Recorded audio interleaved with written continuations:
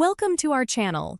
Adding your TSA PreCheck number to your airline ticket ensures you can use expedited security screening.